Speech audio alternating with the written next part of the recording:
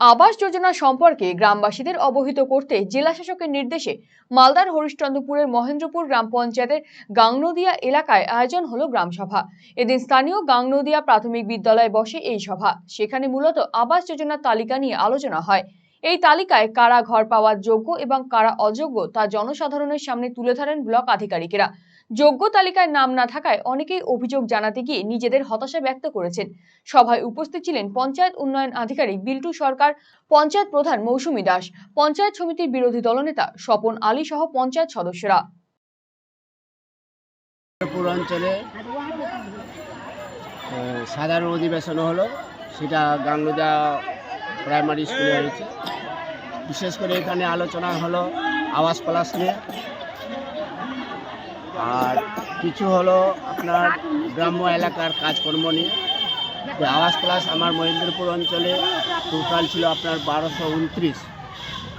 এই 1229-এর মধ্যে ইনকোয়ারি করার পরে টিকে মানে 1051টা, যেটা ওনাদের পিডিও সাহেবের মুখ থেকে আমরা জানতে পারলাম।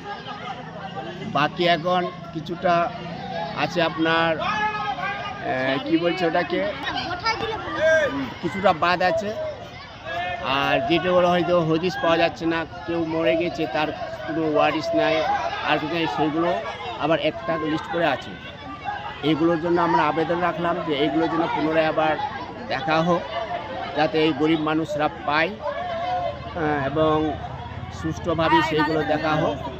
তার জন্য আমরা পিডিও সাহেবের কাছে 1 সপ্তাহের মতো সময় চাইলাম। উনি আমাদের বললেন যে ঠিক আছে, 1 সপ্তাহের মধ্যেই এগুলো জমা করবেন, তাহলে আমরা সেগুলো আবার দেখব। তালিকাতে নাম নেই তাদের, অথচ তারা অযোগ্য। তো তাদের কি হবে?